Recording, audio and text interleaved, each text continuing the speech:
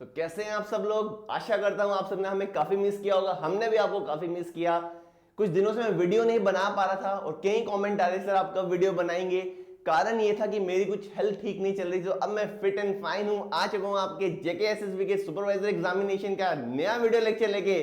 तो guys welcome back to the Manzil classes and we are back with the new energy. और फिर से हम अपने वीडियो लेक्चर्स को कंटिन्यू रखेंगे और हम आपके ये जो सुपरवाइजर एग्जामिनेशन का जो सिलेबस है इसको हम जल्दी से जल्दी कंप्लीट करेंगे with the extensive discussion with the MCQs. तो आइए स्टार्ट करते हैं। आज हम यूनिट 1 का दूसरा टॉपिक करने जा रहे हैं और इस वीडियो लेक्चर में हम जेंडर इनइक्वालिटी और उसके रिलेटेड इश्यूज के बारे में पढ़ेंगे। तो गाइस मैंने आपको अपनी पिछली वीडियोस में भी बताया था कि देखिए जेंडर क्या है। दो टर्म्स यूज होती है, एक होता है आपका जेंडर और एक टर्म आपकी यूज होती है सेक्स। सेक्स का मतलब क्या है? सेक्स होता है आपकी बायोलॉजिकल आइडेंटिटी। कोई लड़का पैदा हो रहा है, कोई लड़की पैदा हो रही है, वो बायोलॉजिकल है। उसको किसी ने ये कैरेक्टर, ये कुछ एक नया फीचर असाइन नहीं किया कि वो लड़की होगी या वो लड़का होगा, वो बायोलॉजिकल है। जब आपको एक बायोलॉजिकल आइडेंटिटी है आपकी, उसको बोलते हैं सेक्स। और जेंडर क्या है? जेंडर अगर मैं बात करूं, जेंडर एक सोशियो पॉलिटिकल टर्म है। जेंडर एक सोशियो पॉलिटिकल आइडेंटिटी है। मींस सोसाइटी या पॉलिटिकल सिस्टम जब आपको एक आइडेंटिटी प्रोवाइड करता है, उसी आइडेंटिटी के बेसिस पे आपको कुछ एडवांटेजेस दी जाती हैं, आपको साथ कुछ डिसएडवांटेजेस अटैच की जाती हैं। उस तरह की जो आइडेंटिटी है जो आपको समाज या हमारा पॉलिटिकल सिस्टम देता है, उस तरह की आइडेंटिटी को हम बोलते हैं that is gender. Sex is a natural identity, gender is a man made identity. I hope आपको जेंडर और सेक्स के बीच में डिफरेंस क्लियर हुआ होगा। तो जेंडर इनइक्वालिटी का मतलब क्या है? जेंडर इनइक्वालिटी से पहले मैं आपको बताऊंगा जेंडर इक्वालिटी का मतलब क्या होगा। जेंडर इक्वालिटी का मतलब है जब समाज औरतों और मर्दों के बीच में कोई भी डिस्टिंक्शन क्रिएट ना करे। डिस्टिंक्शन का मतलब है औरतों और मर्दों के बीच में कोई भी भेदभाव ना करे। जो मर्द काम कर सकते हैं वैसे औरतें भी कर सकें। जो मर्द को फ्रीडम मिली है वैसे औरतों को भी मिले। अगर समाज में और पॉलिटिकल सिस्टम अगर ऐसी फ्रीडम देता है, that kind of equality is called as the gender equality. Means औरतों को मर्दों जितनी एजुकेशन मिले, औरतों को मर्दों जितनी अपॉर्चुनिटीज मिले, औरतें मर्दों जितनी फ्रीडम एंजॉय करें। ये सारी जो टर्म्स हैं ये किसके अंडर आती हैं? That comes under the holistic term which is called as the gender equality. आज का हमारा वीडियो लेक्चर का जो टॉपिक है दैट इज जेंडर इनइक्वालिटी और इसके साथ जुड़े हुए इश्यूज। जब आप औरतों और मर्दों के बीच में भेदभाव करते हैं, इसकी वजह से औरतों को काफी इश्यूज को फेस करना पड़ता है और ये इश्यूज कहीं ना कहीं उनकी हेल्थ को भी इंपैक्ट करते हैं। तो आइए गाइस स्टार्ट करते हैं जेंडर इनइक्वालिटी और उसके रिलेटेड इश्यूज को। अब देखिए जेंडर इनइक्वालिटी, हमारा समाज एक पेट्रियार्कल सोसाइटी है। हमारा नहीं, दुनिया के सारे समाज एक पेट्रियार्कल सोसाइटी है। पेट्रियार्कल सोसाइटी का मतलब क्या होता है बच्चों? पेट्रियार्कल सोसाइटी का मतलब है पेट्रियार्क। पेट्रियार्क का मतलब होता है फादर और आई कैन से मेल।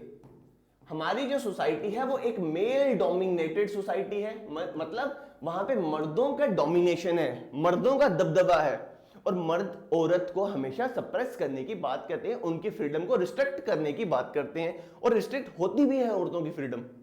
तो मेल डोमिनेटेड सोसाइटी है। जब मेल डोमिनेटेड सोसाइटी होगी तो वो औरतों के रिगार्डिंग कुछ डिसएडवांटेजेस, उनके लिए ऐसी पॉलिसीज क्रिएट करेंगे कि औरतें वो पॉलिसीज की वजह से कुछ डिसएडवांटेजेस और कुछ अपॉर्चुनिटीज को मिस करेंगी।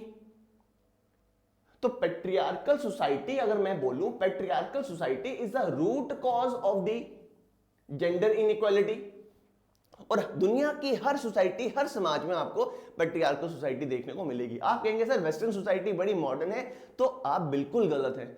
वेस्टर्न सोसाइटी में भी मेल डोमिनेंट सोसाइटीज हैं, वहां पे भी मर्दों का दबदबा चलता है।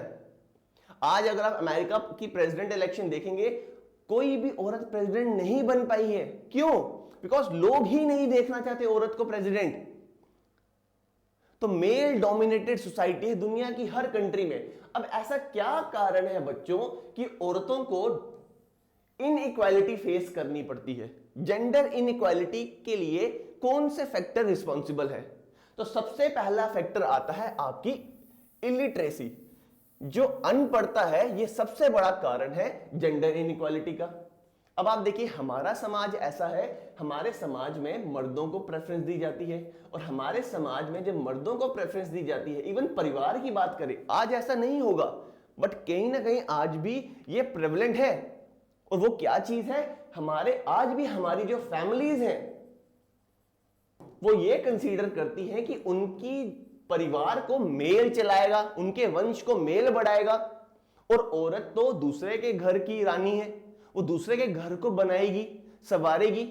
तो जो फैमिली है, फैमिली मेल की एजुकेशन पे ज्यादा खर्च करते हैं और फीमेल की एजुकेशन पे ज्यादा खर्च नहीं करते हैं, सेव करने की कोशिश करते हैं ताकि उसकी जल्दी शादी करवा के उसको अपने पति के साथ भेज दिया जाए, और फिर वो औरत जो है अपने पति की रिस्पॉन्सिबिलिटी, वहां पे अब फैमिली का कोई रोल नहीं रहता है। इसी माइंडसेट की वजह से इलिटरेसी बढ़ी, और समाज में भी इलिटरेसी की वजह से, समाज में भी अनपढ़ता की वजह से यह कंसीडर किया जाता है कि जो औरतें हैं, औरतें मर्दों जितनी स्ट्रांग नहीं है, औरतों के बीच में इतनी कैपेबिलिटी नहीं है। और ये सब किसका कारण है, ये अनपढ़ता का कारण है। तो जो समाज की इलिटरेसी है, अनपढ़ता है, वो भी कहीं ना कहीं औरतों के प्रति इनइक्वल ट्रीटमेंट को, इनइक्वालिटी को और ज्यादा प्रमोट करता है। लोग देख ही नहीं पाते। देखिए बच्चों, एजुकेशन जो है, लिटरेसी जो है, ये आपके होराइजन को, मींस आपके मेंटल कंस्ट्रक्ट को, मेंटल होराइजन को और ज्यादा ब्रॉड करती है। और जब आपका मेंटल होराइजन ब्रॉड होगा तो इससे क्या होगा, आप सही और गलत की पहचान कर पाएंगे। और अगर आपने एजुकेशन ली होगी, आप अच्छी तरह से एजुकेटेड हैं, मॉरली एजुकेटेड है, आपको दिखेगा कि औरतों को पढ़ाने से कोई गलती नहीं होती है, कोई भी प्रॉब्लम नहीं होती। इवन औरतों को पढ़ाने से हमारा समाज ऊपर ही उठेगा। ये एक अच्छा कोट है, उसको हिंदी में मैं आपको बताऊंगा। कहा जाता है अगर एक मर्द को पढ़ाया जाए, एक लड़के को पढ़ाया जाए, तो वो सिर्फ उसकी एजुकेशन होती है। If man is educated, only he is educated, but if a woman is educated, then the whole family gets educated। मतलब एक औरत की एजुकेशन की वजह से पूरी परिवार एजुकेटेड हो जाता है। तो इलिटरेसी एक सबसे बड़ा कारण है किसका, जेंडर इनइक्वालिटी का। दूसरा, चाइल्ड मैरिजेस। आज भी हमारे भारत में, even China, east Asia, Singapore हो जाए, मलेशिया हो जाए, Vietnam, Cambodia, even south Korea, कई बच्चे साउथ कोरियन शोज देखते होंगे, साउथ कोरिया भी, ताइवान भी, ये ऐसी कंट्रीज हैं जहां पे आज भी चाइल्ड मैरिजेस की काफी ज्यादा प्रेवलेंस है। अफ्रीकन कंट्रीज हो जाए, वहां पे चाइल्ड मैरिजेस की काफी ज्यादा प्रेवलेंस है। औरतों को हमेशा इनइक्वल ट्रीट किया जाता है। अब देखिए, चाइल्ड मैरिज की जाएगी, 18 साल से पहले ही बच्चे की शादी कर दी जाएगी, तो उसको तो पढ़ाई मिलेगी नहीं, और पढ़ाई नहीं होगी, औरत को सीधे उसके पति के घर भेज देंगे। बाद में प्रेगनेंसी, घर के कामकाज, औरत पढ़ नहीं पाती है, औरत एजुकेटेड नहीं हो पाएगी, उसको अपनी राइट्स एंड रिस्पॉन्सिबिलिटीज को उसको पता ही नहीं चल पाएगा। सिर्फ रिस्पॉन्सिबिलिटीज का पता चलेगा, उसको अपने राइट्स, अपने हक, अपने फ्रीडम के बारे में उसको पता ही नहीं चल पाएगा। जब उसको पता ही नहीं चलेगा तो वो हमेशा इनइक्वल ट्रीटमेंट में ही रहेगी, उसके साथ हमेशा इनइक्वालिटी ही की जाएगी। तो चाइल्ड मैरिज भी एक बहुत बड़ा फैक्टर है। देन उसके बाद आता है social evils. Social evils means, जैसे आज भी हमारे समाज में अगर आप देखेंगे, पैट्रियार्कल सोसाइटी है हमारी, ये कि मेल डोमिनेटेड सोसाइटी, लड़कों को ज्यादा प्रेफरेंस दी जाती है। इवन परिवार में अगर कोई बच्चा पैदा होने वाला है, सबकी पहली ख्वाहिश होती है लड़का ही हो, लड़की को कंसीडर नहीं करते हैं। और ऐसा क्यों, ये माना जाता है, आज भी बिल्कुल गलत है ये चीज, हम इसके बिल्कुल भी सपोर्ट में नहीं है। लड़की आज भी पैदा होती है, सारे घर वाले बोलते हैं ये हमारे लिए बर्डन है, अब इसकी शादी करवानी है, तो घर वाले अब उसकी शादी करवाने के पीछे लगे रहते हैं। एक लड़की जब 16 साल से ऊपर होती है, घर वाले उसकी शादी करवाने के पीछे लगे रहते हैं। पर थैंक्स टू द गवर्नमेंट, उन्होंने लड़की की शादी की एज पहले जो 18 थी, अब उसको बढ़ा के ज्यादा कर दिया है, मेल के कंपैरिजन में कर दिया है 21, 22, ताकि लड़की अगर 22 तक शादी नहीं करेगी, उसको घर वाले चाहे मजबूरी में ही उसको पढ़ाएंगे जरूर, ग्रेजुएट तो एटलीस्ट उसको करके ही रहेंगे। तो ये जो सोशल इवल्स हैं, जो पैट्रियार्कल सोसाइटी है, इवन जो हमारे समाज में पहले जो सोशल इवल प्रेवलेंट थे, और वो सोशल इवल कौन से थे, जैसे सती भी औरतों के साथ इनइक्वल ट्रीटमेंट था, पति मर जाए औरत को साथ में जला देते थे क्योंकि इसने क्या करना है। या हमारे सोसाइटी में जो विडो सिस्टम था, विडो सिस्टम, आप बच्चों ने अगर कोई इंडियन मूवी देखी होगी पुराने टाइम की, आपने बाजीराव मस्तानी देखी होगी, तो जो बाजीराव की मदर थी, जब उनके हस्बैंड एक्सपायर होते हैं, उनके बाल काट दिए जाते हैं और वो सफेद ड्रेस में ही रहती है पूरी उम्र। क्या ये इनइक्वल ट्रीटमेंट नहीं है? औरत को कुछ हो जाए, मर्द दूसरी शादी कर लेगा, लेकिन मर्द कुछ हो जाए, औरत को अलाउड नहीं है। तो ये तो इनइक्वल ट्रीटमेंट है, ये विडो सिस्टम। देन आज के टाइम पे सबसे बड़ा जो कलंक है हमारी सोसाइटी का, that is the dowry system, दहेज प्रथा। लड़की को एक कमोडिटी समझा जाता है।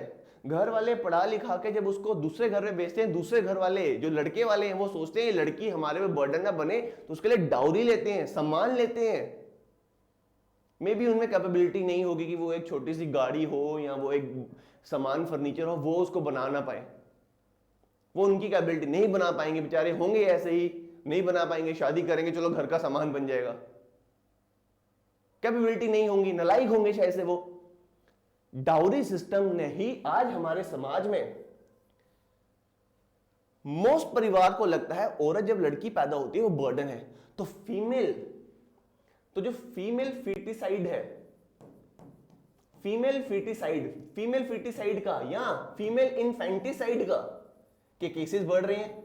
मतलब छोटी लड़की है उसको मार देंगे, या पेट में ही बच्ची को, देखिए सेक्स सिलेक्टिव मेथड्स आजकल आ चुके हैं कि आजकल अल्ट्रासाउंड के थ्रू पहले से आजकल तो ये एक पनिशेबल क्राइम है, ठीक है, 10 साल की सजा इसके पीछे हो सकती है। पहले क्या था, अल्ट्रासाउंड करा के बच्चे के सेक्स को वो डिटरमाइन कर सकते थे परिवार वाले, बट आज वो नहीं कर सकते हैं क्योंकि एक पनिशेबल क्राइम है। इवन कोई क्लिनिक है वो भी नहीं इसको अलाउ करेगी। उसकी वजह से होता क्या था, जब सेक्स डिटरमाइन हो जाता तो अबॉर्शन के केसेस बढ़ते थे, बच्ची को पेट में ही मार दिया जाता था। वो नन्ही सी जान जिसने दुनिया देखनी थी उसको दुनिया में आने से पहले ही खत्म कर दिया जाता है। तो ये जो डाउरी सिस्टम था, डाउरी सिस्टम ही सबसे बड़ा कारण था इस फीमेल फीटिसाइड और फीमेल इन्फेंटिसाइड का। तो ये जो सोशल इवल्स हैं, इसकी वजह से आज भी हमारे समाज में लड़कियों के साथ इनइक्वल ट्रीटमेंट किया जाता है, अनइक्वल ट्रीटमेंट है उनके साथ होता है। तो बच्चों next factor, I hope this might be clear to all of you, and next factor आपका आता है that is the lack of employment opportunities. ये भी एक कारण है, फीमेल को अनइक्वल ट्रीटमेंट दिया जाता है, lack of unequal employment opportunities. Lack of employment opportunities का मतलब क्या है? देखिए बच्चों, आज के टाइम पे क्या कंसीडर किया जाता है कि मर्द ज्यादा कैपेबल है, ज्यादा दिमाग मर्दों का होता है, ठीक है। इवन फैमिलीज में भी औरतों को बोला जाता है दिमाग मत ज्यादा लगाओ, तुम्हारे पास दिमाग नहीं है। जोक्स बनाए जाते हैं लड़की के ऊपर कि लड़कियों का तो दिमाग है ही नहीं है, गाड़ी चलाएंगी तो ऐसे होगा ऐसे होगा, जोक्स बना दिए गए हैं। और फीमेल खुद इस जोक्स में पार्टिसिपेट भी कर रही है, और ये सबसे बड़ी गलत चीज है। They have to stand against these kind of mockery things. ये जो मॉकिंग उनकी की जा रही है, इसके अगेंस्ट उनको खड़ा होना पड़ेगा कि हमें नहीं पसंद है। तो लैक ऑफ एम्प्लॉयमेंट अपॉर्चुनिटीज का मतलब क्या है? माना जाता है जो मेल्स हैं, males are more capable and efficient than the females, और फीमेल्स को ये माना जाता है फीमेल्स को अगर एम्प्लॉयमेंट दे दी जाएगी, कल शादी होगी, प्रेगनेंसी हो जाएगी, तो मैटरनिटी बेनिफिट एक्ट के अंदर उसको 6 महीने की छुट्टी देनी पड़ेगी, साथ में सैलरी देनी पड़ेगी। और अगर उसको किसी एक बड़ी पोजीशन पे रख दिया, डिसीजन मेकिंग मैनेजमेंट पोजीशन पे रख दिया, वो औरत अगर प्रेग्नेंट होगी या घर की जिम्मेदारियां भी उस औरत ने निभानी है तो वो काम नहीं कर पाएगी।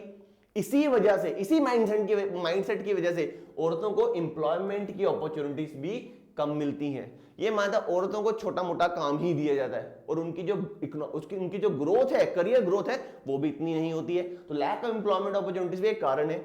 Discrimination against the girl child, लड़की, मैंने अभी आपको बताया लड़की के साथ हमेशा डिस्क्रिमिनेशन होती ही है, चाहे वो पेट में होगी तब भी डिस्क्रिमिनेशन होगी क्योंकि लड़का चाहिए, अगर लड़की होगी तो उसका अबॉर्शन करवा दिया जाएगा, और अगर लड़की पैदा होती है उसको इस तरह से नर्चर किया जाता है, इस तरह से सिखाया जाता है कि आप लड़की हो, आपको कॉम्प्रोमाइज करना आना चाहिए। और लड़कों को कुछ कॉम्प्रोमाइज करना सिखाया नहीं जाता, लड़कों को फ्री छोड़ा जाता है, लड़कों को फ्रीडम दी जाती है, पर लड़कियों को फ्रीडम नहीं दी जाती है। अगर लड़की अभी अपने घर पे है, माँ बाप के साथ है, माँ बाप बोलेंगे इधर एंजॉय नहीं करना, अपने अगले घर पे जाके करना, और अगले घर वाले क्या बोलते हैं, तुम हमारे घर की इज्जत हो, तुम्हें यहाँ पे एंजॉय नहीं करना है, तुमने पीछे क्यों नहीं किया? तो लड़की तो ना यहाँ एंजॉय कर पाएगी, ना यहाँ फ्रीडम एंजॉय कर पाएगी, ना वहां एंजॉय कर पाएगी। तो डिस्क्रिमिनेशन तो गर्ल चाइल्ड के साथ होती ही है। उसको इवन न्यूट्रिशन भी कम दिया जाता है, खाना लड़की को ज्यादा नहीं देगा, मोटी हो जाओगी, तुम्हें कोई पसंद नहीं करेगा, तुम क्या करोगी? वहीं पे लड़के घी खिलाए जा रहे हैं, ठूसे जा रहे हैं उन लड़कों को, ये इतने पेट निकाले हैं लड़कों ने, घूम रहे हैं। पर और लड़कियों के साथ ऐसा नहीं होता है। तभी देखिए मेजॉरिटी ऑफ द केसेस में लड़कियां एनीमिया की शिकार होती हैं, लड़कियों की हड्डियां वीक होती हैं, कैल्शियम की कमी होती है। क्यों? न्यूट्रिशन उनको प्रॉपर नहीं दिया जाता है एज कंपेयर टू बॉयज। लड़के होंगे उनको दूध का ग्लास भी दिया जाएगा, बॉर्नविटा डाल डाल के पिलाया जाएगा, हल्दी का दूध लग। पर लड़कियों को तुमने क्या करना है पी के। आज भी पुराने जमाने की जो औरतें हैं वो आज भी ऐसा करती हैं। तो ये एक प्रॉब्लम है। जॉब सेग्रीगेशन, जॉब सेग्रीगेशन मैंने आपको बताया, डिसाइड कर दिया गया है कि औरतें कुछ काम करने के लिए कैपेबल नहीं है। जैसे अगर बोले सिविल इंजीनियरिंग में औरतें नहीं काम कर पाएंगी क्योंकि ये ताकत का काम है, मर्दों का काम है, बड़े बड़े काम करने हैं, आर्मी में औरतें नहीं जा पाएंगी। क्यों?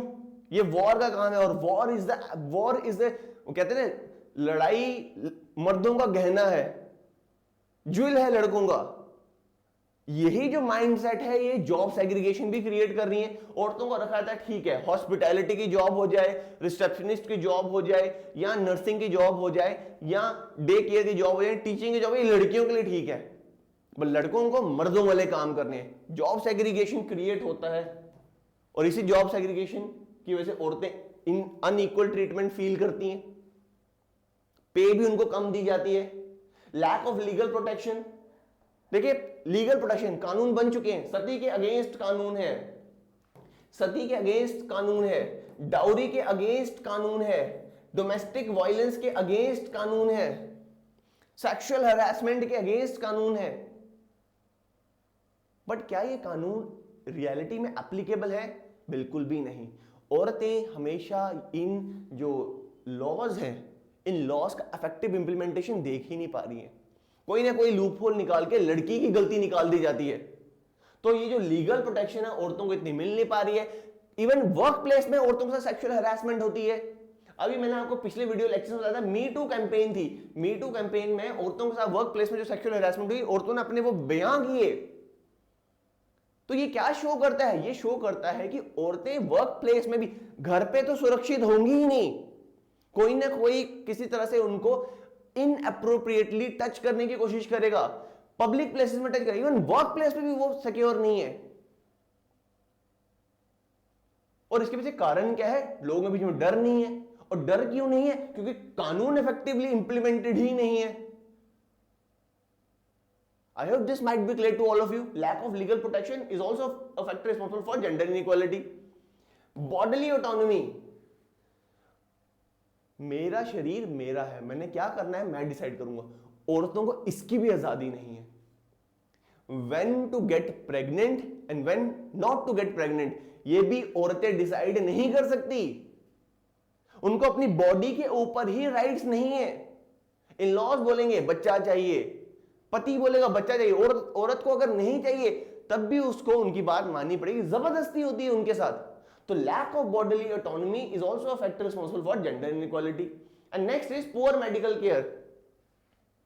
औरतों के लिए प्रॉपर मेडिकल फैसिलिटीज भी नहीं है। कहा जाता है हॉस्पिटल हर किसी के लिए, बट औरतों के लिए नहीं है। ऐसे क्यों? बिकॉज अगर एक औरत है वो एक प्रॉब्लम लेके जा रही है, she will be more comfortable with the female doctor, और फीमेल डॉक्टर्स की कमी है। मेल डॉक्टर उनको देखेंगे नहीं ढंग से, क्योंकि मेल डॉक्टर होंगे, आई एम नॉट सेइंग हर कोई ऐसा करता है, पर मेल डॉक्टर जो होंगे, कुछ डॉक्टर्स इनअप्रोप्रिएटली टच करने की कोशिश करेंगे और वो फीमेल को इनसिक्योर करेगी। तो ये जो पुअर मेडिकल केयर है, it is also a factor. औरत जाएगी नहीं हॉस्पिटल में। औरतें कई बीमारियों को अपने अंदर ही दबा लेती हैं और उससे सफर करती रहती हैं। यही कारण है जिसकी वजह से औरतों को जेंडर इनइक्वालिटी, उनकी हेल्थ ठीक नहीं रहेगी। जब हेल्थ ठीक नहीं रहेगी, पढ़ नहीं पाएंगी। जब पढ़ नहीं पाएंगी, इंप्लॉयमेंट अपॉर्चुनिटीज नहीं मिल पाएंगी। और अगर इंप्लॉयमेंट अपॉर्चुनिटीज मिली भी तो छोटी छोटी इंप्लॉयमेंट अपॉर्चुनिटीज मिलेंगी, वहां पे भी उनके साथ डिस्क्रिमिनेशन होगी, हरासमेंट होगी। These are all the factors which are responsible for the gender inequality. तो बच्चों, आई होप आपको ये चीज क्लियर हुई होगी। तो आइए नेक्स्ट करते हैं। अब बताइए टाइप्स ऑफ जेंडर इनइक्वालिटी है क्या। फर्स्ट आता है इनइक्वालिटी इन फैमिली। अब इसको मैं समझाऊंगा। देखिए, परिवार के अंदर भी औरतों को इनइक्वालिटी को फेस करना पड़ता है। हमारे फादर हैं या हमारे घर के जो मेल्स हैं, they enjoy lot of freedom, but क्या फीमेल्स को अलाउड है? नहीं। क्या वो फ्रीडम एंजॉय कर पा रही हैं? नहीं। ऑब्वियसली आप में से बोलेंगे हम तो करते हैं, बट कहीं ना कहीं अगर आप माइक्रो लेवल पे देखोगे, the freedom your brother your father is enjoying, you are not enjoying the same. ये क्या, ये इनइक्वालिटी ही तो है। एंड इवन अगर मैं इसको डाइवोर्स के पॉइंट ऑफ व्यू से बताऊं, देखिए डाइवोर्स माना जाता है, ये लीगल है। डाइवोर्स कंसेंशुअल होगा, मीन दोनों की रजामंदी से होगा। अगर मेल डाइवोर्स के लिए बोलता है, समाज उसको कोई क्वेश्चन नहीं करेगा, बट इवन समाज क्या, परिवार क्वेश्चन नहीं करेगा। बट अगर एक विमेन डाइवोर्स के लिए बात करती है तो ओ माय गॉड, फिर तो हल्ला होगा, तमाशे किए जाएंगे कि औरत के कैरेक्टर को डेनिग्रेड करने की कोशिश की जाएगी, डिस्पाइट ऑफ द फैक्ट उसका हस्बैंड कितना घटिया क्यों ना हो, कितनी घटिया हरकत क्यों ना करता हो, तो विमेन को डेनिग्रेट करने किया जाएगा। हस्बैंड डाइवोर्स ले ले, कोई प्रॉब्लम नहीं, ठीक है, वाइफ तंग करती होगी, और अगर वाइफ को हस्बैंड तंग कर रहा है, वाइफ नहीं ले सकती, क्योंकि समाज इवन परिवार उसको रहने नहीं देगा। तो क्या ये परिवार के अंदर इनइक्वालिटी है या नहीं है? तो ये परिवार की बंदिशें भी औरतों की तरफ से डाइवोर्स इनिशिएशन को रोक देती हैं। तो this is the inequality female face in their family. Nutrition के लेवल पे भी औरतों को एट द एंड खाने को मिलेगा, और एट द एंड पहले तो चट कर जाएंगे, खा ही जाएंगे सब कुछ, औरतों के लिए बचेगा ही नहीं। तो उनकी न्यूट्रिशन, उनकी बॉडीली जो रिक्वायरमेंट है वो भी फुलफिल नहीं हो पाएंगी। घर का पूरा काम उनको करना है, रेस्ट 2 मिनट नहीं है। तो ये कारण है, these are the inequalities in families. I hope this might be clear to all of you. Next आता है नेटैलिटी इनइक्वालिटी। नेटल का मतलब है बर्थ, बच्चे को जन्म देना, उसके रिगार्डिंग भी औरतों को हक नहीं है। इसका मतलब क्या है? अब देखिए, जैसे मैंने आप लोगों को पीछे बताया, औरत बच्चा पैदा करना चाहती है या नहीं करना चाहती है शादी के बाद, उसके ऊपर भी उसके ऊपर कोई हक नहीं है। अगर वो नहीं चाहती है तब भी जबरदस्ती बच्चा पैदा करवाया जाएगा। यह देखा जाता है 40% केसेस में, 50% केसेस में औरत बच्चे को पैदा नहीं करना चाहती है, और अगर हो भी जाते हैं तो इस 50 में से जो 40% है केसेस, वहां पे अबॉर्शन करवा दिया जाता है, और 38% केसेस में बच्चे का जन्म होता है। मतलब औरत अगर अपनी बॉडी के रिगार्डिंग को डिसीजन लेना चाहती है, अपने चाइल्ड बर्थ के रिगार्डिंग को डिसीजन लेना चाहती है, उसमें भी उसके साथ इनइक्वल ट्रीटमेंट किया जाएगा। इवन अगर आप हमारी मेडिकल, हमारे लॉस को देखा जाए, अगर एक औरत के पेट में अगर एक बच्चा है, उसको कोई टर्मिनल इलनेस है, कोई जेनेटिक प्रॉब्लम है, इवन एक 24 वीक्स के बाद का जो प्रोसीजर है, अगर औरत टर्मिनेट करना चाहती है, अबॉर्शन करवाना चाहती है, हमारा लॉ ही इसको परमिट नहीं करेगा। Rarest to the rarest case में परमिट करेंगे, तब भी 2-3 डॉक्टर्स की परमिशन चाहिए। क्या औरत को अपनी बॉडी के ऊपर कोई ऑटोनॉमी नहीं है? इवन अगर बच्चे के जन्म से औरत की लाइफ के ऊपर प्रॉब्लम आती है, तब भी हमारा कानून कहता है औरत अबॉर्ट नहीं कर पाएगी, अबॉर्ट नहीं करने का अलाउड होने। तो उनको तो बच्चे पैदा करने के रिगार्डिंग भी राइट नहीं है कि वो करना चाहते हैं नहीं। तो ये इनइक्वालिटी वो ये भी फेस करें, तो this kind of inequality is called as a natality inequality.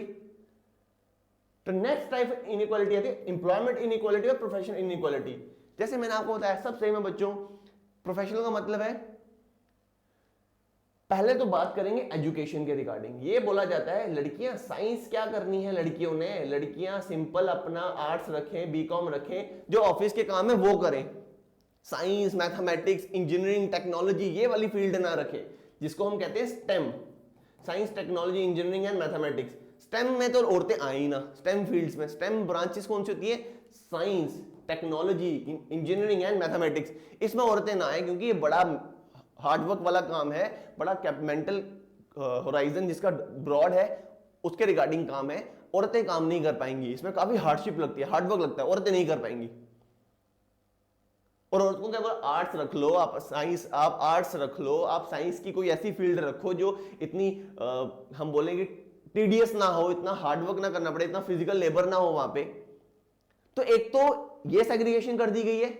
और जब एम्प्लॉयमेंट की बात आती है, एम्प्लॉयमेंट में औरतों के लिए, मैंने जैसे आपको बताया, मैनेजमेंट लेवल पे औरतों का पहुंचना बहुत रेयर है। इवन वो तो छोड़िए, प्राइम मिनिस्टर तक औरत का पहुंचना एक बहुत बड़ी बात बन जाती है। आज तक कितनी औरतें हमारे देश की प्राइम मिनिस्टर रही हैं? इंदिरा गांधी के अलावा आपके पास कोई एग्जांपल नहीं होगी। औरतें बन ही नहीं पाई प्राइम मिनिस्टर। क्यों? उनको अपॉर्चुनिटी ही नहीं दी जाती है। ये कंसीडर किया जाता है औरतों को घर के भी काम है, वो कहां देश संभालेंगी। औरतों को घर के भी काम है, बच्चों को भी पालना है, बड़ों की भी सेवा करनी है, वो कहां पे जॉब कर पाएंगी ढंग से। तो these are the employment or professional inequalities which women face in every part of their life, in every day of their life. Even उनको काम भी, जॉब, हाई पेइंग सैलरी उनको दी ही नहीं जाती है। हाई पेइंग जॉब्स तो दी ही नहीं जाती है। छोटी छोटी जॉब, नर्सिंग की, टीचर की, छोटी छोटी जॉब्स इनको दी जाती है, रिसेप्शनिस्ट की, हॉस्पिटैलिटी की। But high paying job, CEO, management की, बड़े बड़े डायरेक्टर्स, इनकी और इन फील्ड्स में औरतों को इतनी अपॉर्चुनिटीज नहीं दी जाती। These kind of inequality is called as the professional or employment inequality. Household inequality का मतलब क्या है बच्चों? Household inequality का मतलब है हर किसी के घर पे ऐसा होगा, मर्द बाहर काम करने जा सकता है, औरत का काम क्या है? घर के काम करें, बड़े बुजुर्गों की सेवा करें और बच्चों का ध्यान रखें। और अगर ये कहा जाता है कि औरतें चलो ठीक है बाहर काम भी करना है, तो वो अपने घर की रिस्पॉन्सिबिलिटी का कॉम्प्रोमाइज नहीं कर सकती। अगर कोई औरत बाहर काम कर रही है, जॉब कर रही है, तो उसके साथ क्या होगा? बोला जाएगा ठीक है आपने जॉब करनी है, ठीक है जाइए, आप जेकेएसएसबी के एग्जामिनेशन सुपरवाइजर को पास कर लिया, आप नौकरी करने जाइए, कोई बात नहीं, खुश है क्योंकि पैसा आएगा परिवार को। लेकिन एक चीज बोली जाती है, बेटा रिस्पॉन्सिबिलिटी, घर की जिम्मेदारी है, कॉम्प्रोमाइज नहीं होनी चाहिए। तो वो जो लड़की है जो 7 बजे उठ रही है अपने पति के लिए, घर के बाकियों के लिए, उसको सुबह 4 बजे उठना पड़ेगा। क्यों? सबके लिए खाना बना के जाना पड़ेगा, बच्चों को तैयार करके स्कूल भेजना पड़ेगा, पति का टिफिन पैक करना पड़ेगा, देन खुद जाना पड़ेगा। और आके कोई रेस्ट करने का मौका नहीं है, आके फिर से काम में लग जाओ रात के खाने के लिए। तो क्या ये इनइक्वालिटी औरतें फेस करती है ही नहीं करती? यस करती हैं। और ये कौन सी इनइक्वालिटी है? House hold inequality. और लास्ट आती है ओनरशिप इनइक्वालिटी। ओनरशिप का मतलब क्या है? प्रॉपर्टी राइट्स है ही नहीं। इवन तो मैं मानता हूं लीगली औरतों को दे दिया गया कि आज जितना लड़के का हक है अपने फादर की प्रॉपर्टी पे, उतना लड़की का भी हक है। बट क्या कंसीडर किया जाता है जनरली? नॉर्थ इंडिया की बात करें, प्रॉपर्टी किसकी है? बेटे की है, बेटी को उसमें कोई हक नहीं है। तो ओनरशिप राइट्स में औरतों को, ओनरशिप राइट्स में भी औरतों के साथ अनइक्वल ट्रीटमेंट किया जाता है। और ये वो फेस करती हैं। जब उनको ओनरशिप ही नहीं दी जाएगी किसी प्रॉपर्टी की, एसेट की, तो वो अपने आप को, अपना कोई बिजनेस स्टैब्लिश नहीं कर पाएंगे, अपने आप को प्रोफेशनली ग्रो नहीं कर पाएंगे। तो these kind of inequalities women face in every part of the world. और this type of inequality is called as ownership inequality. I hope बच्चों ये आपको टाइप्स ऑफ इनइक्वालिटीज क्लियर हुई होंगी। तो आइए नेक्स्ट देखते हैं। अब औरतों के साथ जो डिस्क्रिमिनेशन होती है बच्चों, उनके स्फेयर्स क्या है? कहां कहां पे औरतों के साथ डिस्क्रिमिनेशन होती है? पहले तो आपके वर्क प्लेस में, पहले तो जॉब्स ही उनको छोटी छोटी दी जाएंगी, ठीक है। हाई डिसीजन मेकिंग, उनमें उनको जॉब्स नहीं दी जाएगी क्योंकि माना जाता है ये काम ही नहीं कर पाएंगी, इतना दिमाग ही नहीं है, अगर है भी तो ये घर की जिम्मेदारियों में लगी रहेंगी, ये स्ट्रेस देंगी, काम नहीं कर पाएंगी। पहले ये। दूसरा, इनके साथ सेक्सुअल हैरेसमेंट होती है वर्क प्लेस में। इनको एक हाई डिसीजन मेकिंग रिस्पॉन्सिबिलिटी नहीं दी जाती है। तो वर्क प्लेस में औरतों के साथ डिस्क्रिमिनेशन होती है, जो मैंने अभी आपको पीछे भी बताया। क्या पब्लिक में होती है? यस। पब्लिक में स्टॉकिंग, लड़कियों को छेड़ा जाता है, कमेंट किए जाते हैं, लड़की चल रही है उसके ऊपर कमेंट किए जाते हैं। लड़की अगर कहीं बस में जा रही है उसको इनअप्रोप्रिएटली टच करने की कोशिश की जाती है। तो क्या ये डिस्क्रिमिनेशन औरतें फील नहीं कर रही है? औरतें हमेशा घर में हो या बाहर हो या वर्क प्लेस में हो, क्या वो इनसिक्योर फील नहीं कर पा रही? यस कर रही है। तो ये डिस्क्रिमिनेशन औरतें पब्लिक में भी फेस कर रही हैं। पब्लिक में आप ऐसा नहीं कर सकते, आपको ऐसा करना, आपको ऐसा पर्टिकुलर एटीट्यूड शो करना है, तो ये डिस्क्रिमिनेशन ही तो है औरतों के अगेंस्ट। आई होप बच्चों आपको ये चीज क्लियर हुई होगी। नेक्स्ट आता है स्कूल्स में। अब देखिए स्कूल्स के सबसे अच्छी एग्जांपल देता हूं। लड़के निकर पहन के आ सकते हैं, शॉर्ट्स पहन के आ सकते हैं, लड़कियां नहीं पहन सकती, उनका एक प्रॉपर ड्रेस कोड है। लड़के बाल कटा के जेल लगा के खड़े करके आ सकते हैं, लड़कियों को 2 चोटियां करनी है, वो पोनी टेल भी नहीं करके आ सकते। आप मेजॉरिटी ऑफ बच्चों के स्कूल में ऐसा होगा और ऐसा उन्होंने फेस भी किया होगा। लड़के वो टैटू बनवा के आ जाए, लड़कियां नेल पॉलिश नहीं लगा के आ सकती स्कूल में। What is this? This is a discrimination against the women in this schools. And even schools में अगर बात करूं, अगर सब्जेक्ट्स चूज करने की बात आए तो बोलेंगे औरतों को, घर वाले भी बोलेंगे लड़कियों को, बेटा आप आर्ट्स चुन लीजिए, आप कॉमर्स चुन लीजिए, आप साइंस में रखिए, आप इंजीनियरिंग में मत जाना। तो क्या डिस्क्रिमिनेशन है या नहीं स्कूल्स में भी? यस। इंस्टीट्यूशंस में, इंस्टीट्यूशंस का मतलब क्या है? गवर्नमेंट हो जाए, गवर्नमेंट इंस्टीट्यूशंस हो जाए, लीगल इंस्टीट्यूशंस हो जाए, गवर्नमेंट होगी आपकी, लीगल इंस्टीट्यूशंस होगी, यहां भी औरतों के साथ डिस्क्रिमिनेशन होती है। वो हर, अब औरत किसी गवर्नमेंट ऑफिस में जाएगी कुछ काम करवाने के लिए, तो आपने कोई फॉर्म भी भरना है। अगर लड़की अनमैरिड है, पहले फादर का नेम दीजिए, बिना फादर के नाम के नहीं हो पाएगा। गार्जियन का नाम दीजिए, उसके बिना नहीं हो पाएगा। और अगर शादी होगी, हस्बैंड का नाम दीजिए, हस्बैंड का आईडी प्रूफ दीजिए। क्या औरत की अपनी कोई इंडिविजुअलिटी नहीं है? तो ये डिस्क्रिमिनेशन औरतें इंस्टीट्यूशन, पासपोर्ट ऑफिस हो जाए, आधार ऑफिस हो जाए, वहां पे फेस करती ही करती हैं। And the last is relationships के अंदर पति के साथ तो डिस्क्रिमिनेशन होगी। पति उसको बोलेगा तुमने ये नहीं करना है, तुमने वो नहीं करना है, तुम ऐसा मत की करना, तुम वैसा मत करना, तुम जॉब मत करो, तुम ये मत करो। उसके ऊपर हर मोड में उसका पार्टनर रिस्ट्रिक्शंस लगाएगा, डिस्क्रिमिनेट करेगा। पति अपने फ्रेंड्स के साथ रात को 11 बजे घर आ रहा है, पर पत्नी अपने फ्रेंड्स के साथ नहीं जा सकती। पति की फीमेल फ्रेंड्स हो सकती हैं, पर पत्नी की फीमेल फ्रेंड्स, पत्नी की मेल फ्रेंड्स नहीं हो सकते। तो क्या ये डिस्क्रिमिनेशन है या नहीं एक रिलेशनशिप में भी? यस। पति डाइवोर्स इनिशिएट कर सकता है, पर औरत करेगी तो हल्ला होगा, उसके कैरेक्टर डेनिग्रेशन होगी बच्चों। तो these type of discrimination which female face in the relationship too. तो आई होप बच्चों आपको ये चीज क्लियर हुई होगी। तो आइए आगे देखते हैं। तो world economic forum, world economic forum, world economic forum, इन्होंने ये हर साल एक global gender gap report issue करते हैं कि दुनिया की कंट्रीज कितना वो जेंडर इनइक्वालिटी को खत्म कर पाए हैं। तो इस ग्लोबल जेंडर गैप रिपोर्ट में कि किन किन कंट्रीज ने काम किया है सोशल लेवल पे, पॉलिटिकल लेवल पे, इकोनॉमिक लेवल पे, एजुकेशन लेवल पे, कि औरतों को और मर्दों में जो डिस्क्रिमिनेशन उसको कम किया जाए। तो इसमें टॉप पे आती है बच्चों आइसलैंड, नॉर्वे, जो आपकी स्कैंडिनेवियन कंट्रीज हैं, नॉर्डिक कंट्रीज हैं। स्कैंडिनेवियन मींस आपको नॉर्वे, फिनलैंड, डेनमार्क, ये कंट्रीज ने ज्यादा काम किया है। वहां पे औरतें, मैं ये नहीं कहूंगा एब्सोल्यूट इक्वालिटी फेस करती हैं, एब्सोल्यूट इक्वालिटी एंजॉय करती हैं। एब्सोल्यूट का मतलब कंप्लीट इक्वालिटी मर्दों की जितनी नहीं, वहां पे भी उनके ऊपर कोई ना कोई रिस्ट्रिक्शन है, बट इतनी नहीं है जितनी हमारे कंट्री में या हमारे आसपास वाली कंट्री में होता है। औरतों का अगर मैं सिंपल सा एग्जांपल दूंगा, औरतों का एक ड्रेस कोड भी है हमारी कंट्री में, सर ढक के रखना है, पर्दा करना है। ये डिस्क्रिमिनेशन है औरतों के अगेंस्ट। तो वर्ल्ड इकोनॉमिक फोरम की ग्लोबल, ये याद रखिएगा, ये ग्लोबल जेंडर गैप इंडेक्स 2023 की रैंकिंग आई है और इसको इशू कौन करता है? World economic forum. और इसमें टॉप पे कौन है? आइसलैंड। और इंडिया का रैंक आया है बच्चों इसमें 127। इंडिया ने ग्रो किया है, यहां पे 8 रैंक ऊपर आई है इंडिया। यहां पे 135 रैंक से 135 रैंक से इंडिया 127 रैंक पे आ चुकी है। इंडिया ने ग्रो किया है। आज इंडिया कई काम कर रही है औरतों को और एम्पावर करने के लिए। तो आए हो बच्चों, आपको ये चीज क्लियर हुई होगी। ये ग्लोबल जेंडर गैप रिपोर्ट कौन इशू करता है? अब क्या इफेक्ट है जेंडर डिस्क्रिमिनेशन, जो औरतें हैं ये जेंडर डिस्क्रिमिनेशन जो ये फेस कर रही हैं, इसका क्या इंपैक्ट पड़ता है उनके ऊपर?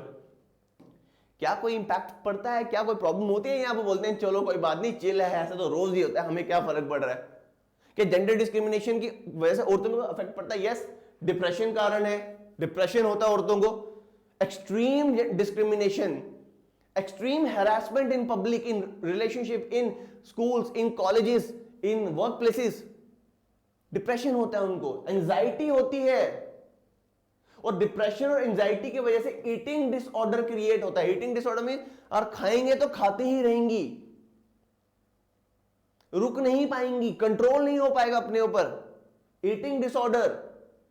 और स्ट्रेस और एंजाइटी की वजह से लो सेल्फ एस्टीम होगी, अपने पे कॉन्फिडेंस नहीं रह पाएगा। औरत अगर डिस्क्रिमिनेशन फेस कर रही है हर लेवल पे, घर से लेके काम तक, अपने ऑफिस तक, तो उसके अंदर तो कॉन्फिडेंस नहीं रह पाएगा कोई भी काम। उसको हर जगह बोला जाएगा तुम ये नहीं कर सकती, तुम लड़की हो, तुम ये नहीं कर सकती, तुम लड़की हो, तुम ऐसा कर ही नहीं पाओगे क्योंकि तुम लड़की हो। इसका एक बड़ी सी एग्जांपल देता हूं आपको। देखिए, चोट लगती है हर किसी को, और ये बड़ा नेचुरल है कि उसके आंखों से आंसू निकलेंगे। और अगर एक लड़के को चोट लगती है तो कहा जाता है, अगर वो रो रहा है, बोलते हैं लड़कियों की तरह रो रही है। देखिए यहां पे क्या कर दिया गया, कैरेक्टराइजेशन कर दी है कि रोती कौन है, सिर्फ औरतें रोती हैं। ये कैरेक्टराइजेशन है कि नेगेटिवली बोला जा रहा है, लड़कियों का काम ही रोना है, मर्द नहीं रो सकता, मर्द को दर्द नहीं होता। बच्चों, सबको दर्द होता है। औरतें जब एक बेबी बॉर्न करती हैं ना, बॉडी की हड्डियां टूटने जितनी पेन होती है उनको, ये मर्द फेस ही नहीं कर सकता। 9 मंथ्स एक प्रेगनेंसी को कैरी करना, एक वेट कैरी करना, वो मर्द नहीं कर सकता। Females are way more capable and way more stronger than men. हम जिम जाके बॉडी शॉडी बना लेंगे, बस औरतों जितनी हमारे अंदर कैपेबिलिटी, शाइन शक्ति और जो डिसिप्लिन है हमारे अंदर आने वाले 1000 साल तक नहीं आ सकता। आई hope this might be clear. तो लो सेल्फ एस्टीम औरतों को बोला तुम यही कर सकते, वो नहीं, उनके अंदर कॉन्फिडेंस ही नहीं रहेगा। आप जब किसी एक को बार बार पोक करते रहोगे, तुम ये नहीं कर सकते, नहीं कर सकते, नहीं कर सकते, वो चीज कर ही नहीं पाएगा कभी भी। तो लो सेल्फ एस्टीम होती है। पीटीएसडी, इसको बोलते हैं पोस्ट ट्रॉमेटिक स्ट्रेस डिसऑर्डर। इसका मतलब क्या है, कोई इंसिडेंट हुआ, कोई इंसिडेंट को एक विमेन ने विटनेस किया, एक्सपीरियंस किया, उसकी वजह से उनको प्रॉब्लम होना स्टार्ट होती है। वो ट्रॉमा में रहती हैं, डर में रहती हैं, और उसकी वजह से क्या होता है, उनको सिवियर एंजाइटी होना स्टार्ट होती है। इवन इन सम केसेस उनको स्लीप डिसऑर्डर क्रिएट हो जाता है। अगर किसी औरत के साथ कुछ हरासमेंट हुई है पब्लिक में, वो एक ट्रॉमा बन जाएगा उसके लिए। वो हर किसी से डरेगी, वो हर किसी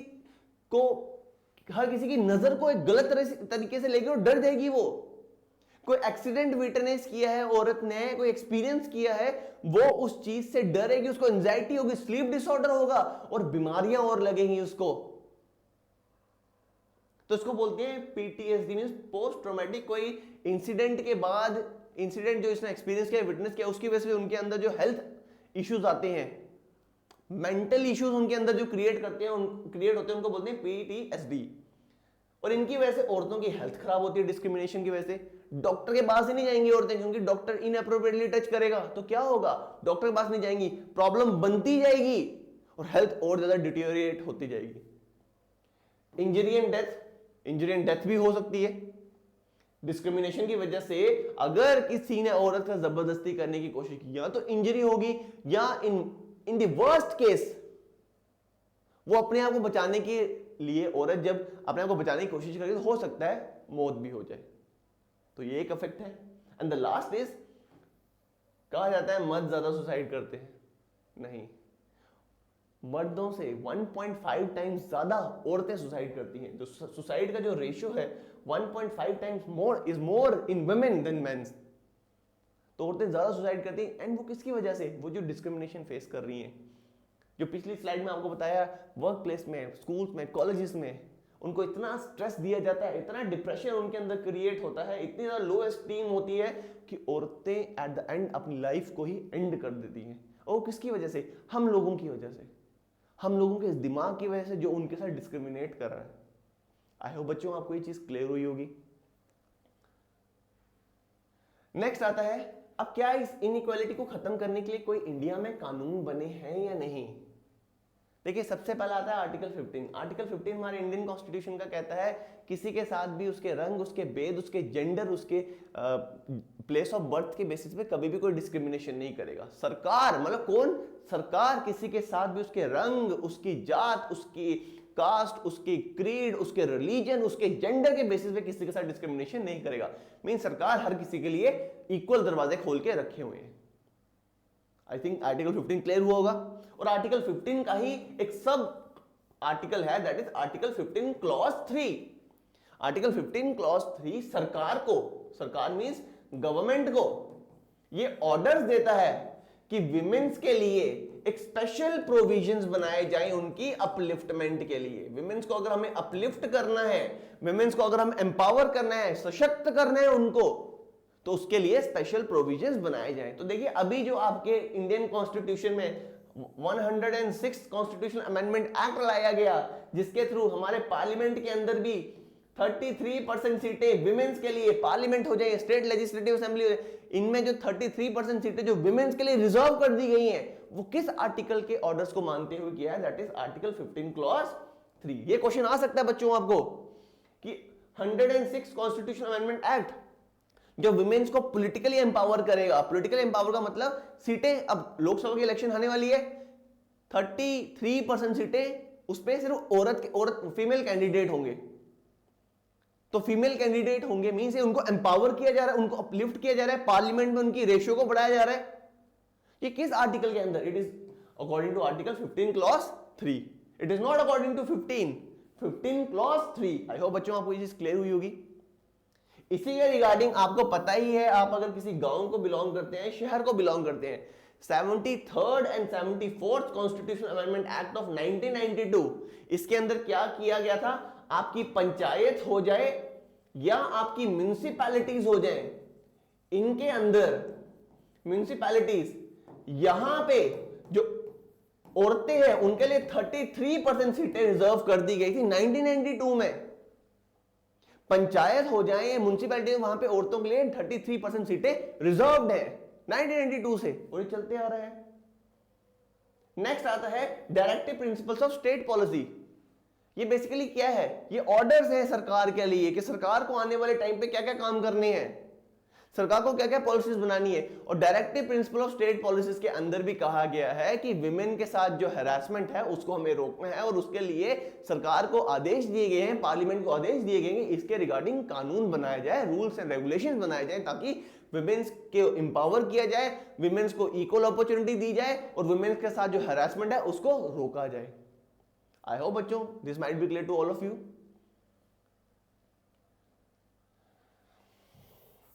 मैं इसको मिटा देता हूं पहले।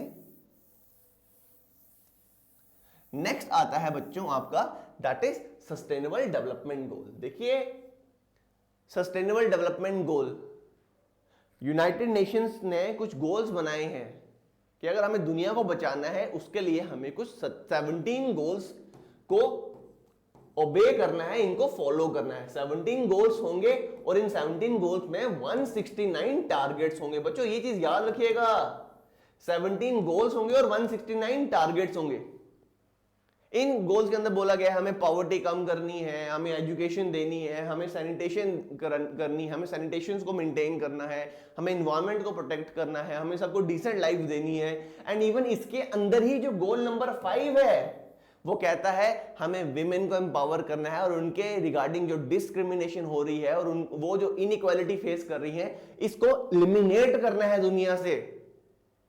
तो सस्टेनेबल डेवलपमेंट गोल भी जो हमारी इंडियन गवर्नमेंट भी इसको फॉलो कर रही है और इसी के रिकॉर्डिंग लॉ बना रहे हैं, तो इसके अंडर भी औरतों को कुछ काफी ज्यादा सेफगार्ड्स प्रोवाइड किए हैं, पूरी प्रोटेक्शन प्रोवाइड की गई है। आई होप बच्चों ये क्लियर हुई होगी।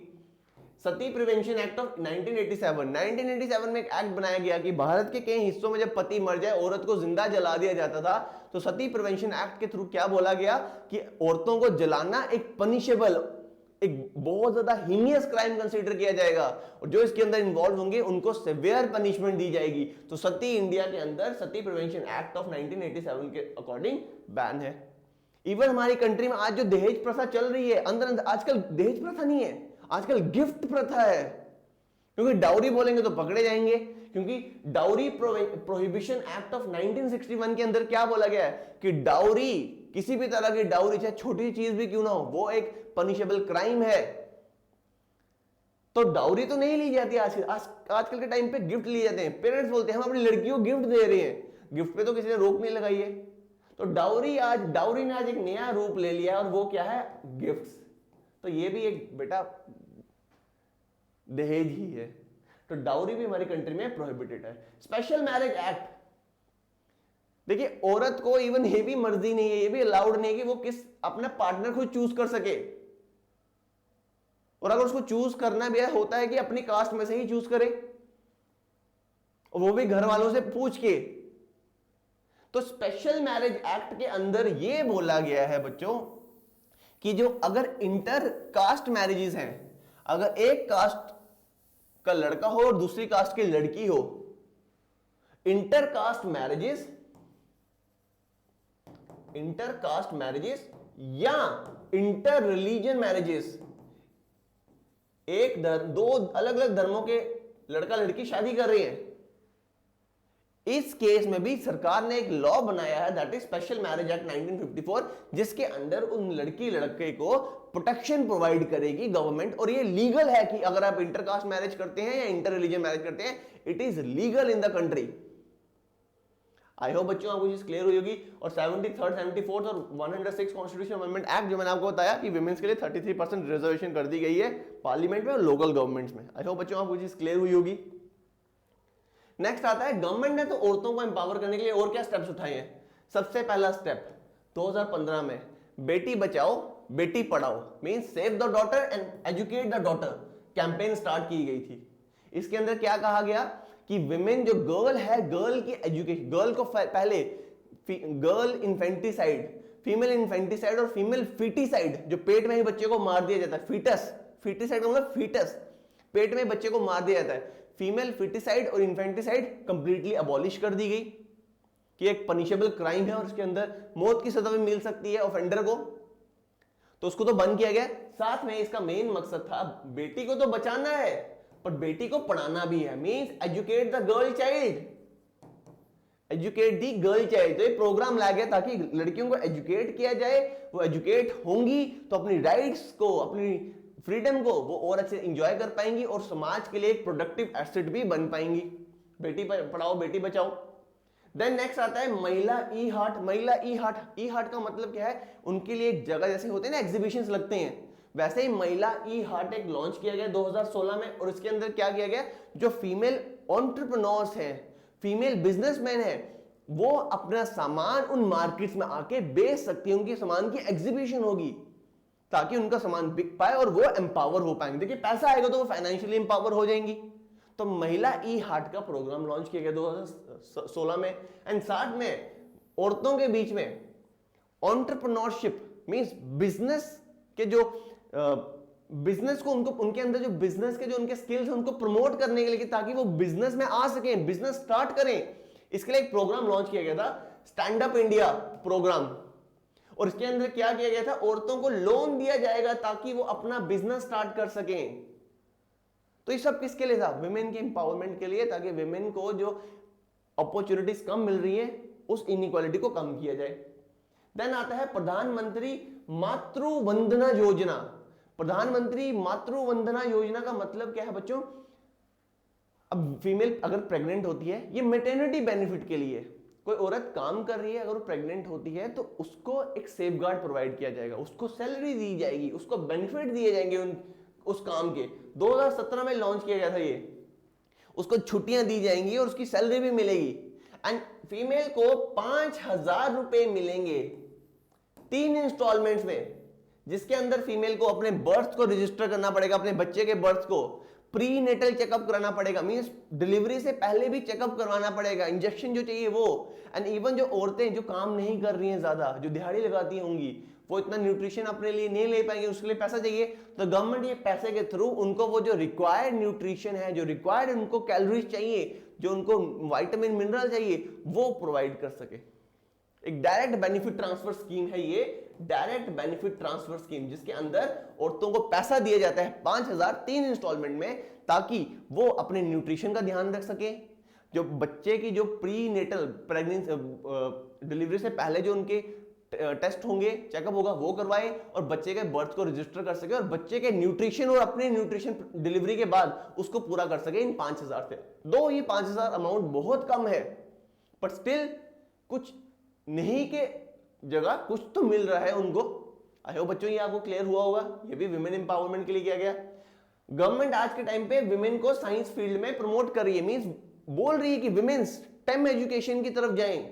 इसके लिए गवर्नमेंट ने एक प्रोग्राम लॉन्च किया है, विज्ञान ज्योति प्रोग्राम, जिसका मेन मकसद क्या है, लड़की जो है, लड़कियां उनको स्टेम फील्ड में एक्सपोजर दिया जाए, मेंटरशिप प्रोवाइड की, उनको मेंटर प्रोवाइड की जाए। जो औरतें जिन्होंने स्टेम फील्ड में काफी काम किया है, साइंस, टेक्नोलॉजी, इंजीनियरिंग और मैथमेटिक्स की फील्ड में एक्सेल किया है, जिन्होंने काफी अच्छे काम किए, उनको लड़कियों के साथ इंटरेक्शन करवाई जाएगी, मेंटर बनवाया जाएगा उनको लड़कियों का, ताकि लड़कियां उनसे सीखें और स्टेम सब्जेक्ट्स को अडॉप्ट करें, ऑप्ट करें। आई hope this might be clear. और सेकंड स्कीम है किरण स्कीम। किरण स्कीम के अंदर क्या बोला जाता है, वो विमेन जो अपने साइंटिस्ट करियर को, अपने करियर को इन एज अ साइंटिस्ट प्रमोट करना चाहती हैं, उनको फेलोशिप और ट्रेनिंग प्रोग्राम उनके लिए लाए जाएंगे, उनको फेलोशिप दी जाएगी और उनके लिए ट्रेनिंग प्रोग्राम भी लॉन्च किए जाएंगे। तो किरण स्कीम के अंदर जो औरतें साइंटिस्ट जो पीएचडी कर रही हैं, पीएचडी करना चाहती हैं, उनको फेलोशिप दी जाएगी और उनके लिए ट्रेनिंग प्रोग्राम लॉन्च किए जाएंगे। आई होप बच्चों this might be clear to all of you. And the last is national nutrition mission, Poshan Abhiyan, जिसके अंदर जो 2018 में लॉन्च किया गया था, जिसके अंदर बच्चे हो जाएं और जो औरतें हो जाएं, इनके न्यूट्रिशन का ध्यान रखेगी सरकार। इनके लिए राशन के प्रोविजंस बनाएगी, राशन देगी इनको, मिड डे मील्स हो जाए कि फोर्टिफाइड राइस। इनको फोर्टिफाइड राइस का मतलब क्या है, फोर्टिफाइड मींस राइस के अंदर नेसेसरी मिनरल्स डाले जाएंगे ताकि वो इनको ले सके और उनकी बॉडी में जो मिनरल्स की डेफिशिएंसी थी वो पूरी हो सके। आई होप बच्चों आपको ये चीज क्लियर हुई है गवर्नमेंट ने क्या क्या इनिशिएटिव्स लिए हैं। तो मैंने जैसे आपको बात की कि सस्टेनेबल डेवलपमेंट गोल जो 5 है वो जेंडर इक्वालिटी की बात करता है। इस गोल का मेन मकसद क्या है, जेंडर इक्वालिटी अचीव करें और जो विमेन है और लड़कियां हैं सारी, उनको एम्पावर किया जाए। अब है क्या इस सस्टेनेबल डेवलपमेंट गोल नंबर 5 के अंदर, पहला इसका एम है दैट इज डिस्क्रिमिनेशन को एंड किया जाए लड़कियों और वुमेन्स के अगेंस्ट जो डिस्क्रिमिनेशन फेस कर रही हैं। दूसरा क्या है, जो वुमेन्स वायलेंस फेस कर रही हैं उसको एलिमिनेट कर दिया जाए, उनके साथ किसी भी तरह की वायलेंस ना हो, चाहे फिजिकल चाहे मेंटल हो जाए, ये किसी भी तरह की इमोशनल वायलेंस ना हो। तीसरा क्या है, जो भी हार्मफुल प्रैक्टिसेस हैं जैसे चाइल्ड मैरिज, कुछ कम्युनिटी में म्यूटिलेशन होती है फीमेल के जेनिटल ऑर्गन्स की, ये जो हार्मफुल प्रैक्टिसेस हैं इनको एलिमिनेट किया जाए, खत्म किया जाए। देखिए रिड्यूस नहीं बोल रहे हैं, एलिमिनेट, टोटली जड़ से खत्म कर दिया जाए। फोर्थ इसके अंदर टारगेट क्या है, that is recognise and value unpaid care work and domestic work. औरतें जो घर का काम कर रही हैं, जो केयर का काम कर रही हैं, डोमेस्टिक वर्क कर रही हैं, हम तो बोलते हैं कि ये कोई काम है, ये तो उनकी जिम्मेदारी है, अगर यही वो काम कहीं बाहर करें उन्हें इसके पैसे मिलेंगे। तो हमें रिकॉग्नाइज करने के लिए बोला गया है, ये एक एम है कि औरतों का जो काम है उसको वैल्यू किया जाए, उसको रिकॉग्नाइज किया जाए, जो वो अनपेड काम कर रही है और डोमेस्टिक वर्क कर रही है। नेक्स्ट, विमेन्स की पार्टिसिपेशन और उनकी लीडरशिप को प्रमोट किया जाए डिसीजन मेकिंग लेवल में। वो जो top decision making, top brass है जिसके अंदर डिसीजन लिए जाते हैं, वहां पे विमेन की पार्टिसिपेशन को बढ़ाया जाए, वहां पे विमेन को एक लीडरशिप रोल दिया जाए, ये किया जा रहा है, ये गोल है। And the last target is achieve universal access to sexual and reproductive health and rights. तो सेक्सुअल और जो रिप्रोडक्टिव हेल्थ है औरतों की, उसका ध्यान रखा जाए, और सेक्सुअल और रिप्रोडक्टिव की बच्चा पैदा करना चाहते हैं नहीं करना चाहते हैं, इसके रिगार्डिंग राइट सिर्फ विमेन को होने चाहिए और किसी को नहीं। ये भी इस टारगेट के अंदर, इस सस्टेनेबल डेवलपमेंट गोल नंबर 5 के अंदर बात की गई है। आई होप बच्चों आपको ये क्लियर हुआ होगा सस्टेनेबल डेवलपमेंट गोल 5। तो लास्ट बात करते हैं, इसी सस्टेनेबल डेवलपमेंट गोल 5 के अंदर कहा गया जेंडर इक्वालिटी हमें अचीव करनी है और एम्पावर करना है लड़कियों को। तो देखिए ये कहा गया था इस गोल के अंदर, सस्टेनेबल डेवलपमेंट गोल के अंदर 2030 तक हमें जेंडर इक्वालिटी फेस करनी है। बट जो रिपोर्ट आई है सामने, वहां से ये दिखता है कि अभी हम ट्रैक पे हैं ही नहीं, हम तो काफी दूर है बच्चों। हम जो ये सोच के बैठे हैं कि हम जेंडर इक्वालिटी अचीव कर लेंगे 2030 तक, 6 साल रह गए हैं। तो इस रिपोर्ट के मुताबिक world is not on a track to achieve gender equality by 2030, achieve ही नहीं कर पाएंगे। क्या कारण है? कह रहे जिस करंट रेट से हम चल रहे हैं, जिस गति से चल रहे हैं आज हम इस जेंडर इक्वालिटी को, जेंडर इनइक्वालिटी को खत्म करने की जो हम बात कर रहे हैं, उसके रिगार्डिंग जो काम कर रहे हैं, जो ये स्पीड है हमारी, 300 साल तो हमें लगेंगे पहले चाइल्ड मैरिज को खत्म करने के लिए। 300 साल, 6 नहीं 300, और 286 साल हमें लगेंगे कि जो डिस्क्रिमिनेटरी लॉज इवन विमेन के अगेंस्ट बनाए गए हैं, जो हम कहते हैं डोमेस्टिक वायलेंस एक्ट हो गया या सेक्सुअल हैरेसमेंट एक्ट हो गया, जो ये विमेन के लिए बनाए गए हैं, इवन विमेन के अगेंस्ट बनाए गए हैं, इन डिस्क्रिमिनेटरी लॉज को, ये जो लीगल प्रोटेक्शन है, इनके बीच में जो लूप होल्स हैं, इनको खत्म करने में नियरली 286 ईयर्स लगेंगे बच्चों। And the next is women को इक्वल रिप्रेजेंटेशन देना वर्क प्लेसेस में, उनको लीडरशिप की पोजीशन देना वर्क प्लेसेस में, इसको भी अचीव करने में हमें नियरली 140 साल लगेंगे बच्चों, 140 साल। बट यहां पे एक चीज देखा गया बेटा, जो लेजिस्लेटेड जेंडर कोटास है are effective to achieve gender equality in politics.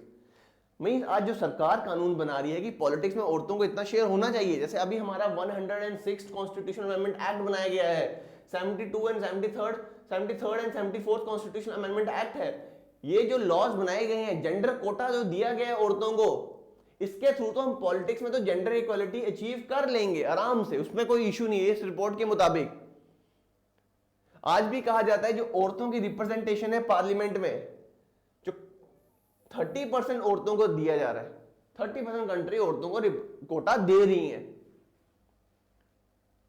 तो नियरली अगर हेल्थ की बात करें हम यहां पे बच्चों, अगर हेल्थ की बात करें तो ये कहा गया है nearly half of the married women lack decision making power over their sexual and reproductive health।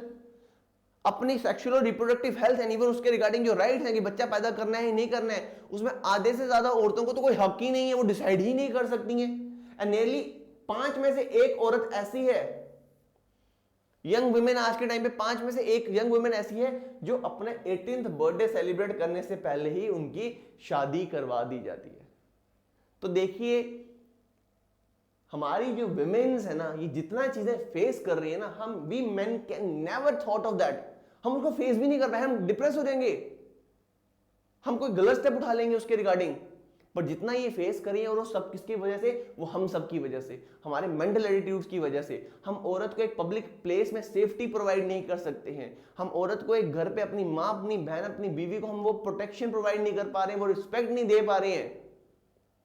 They also need their rights to be reinstated.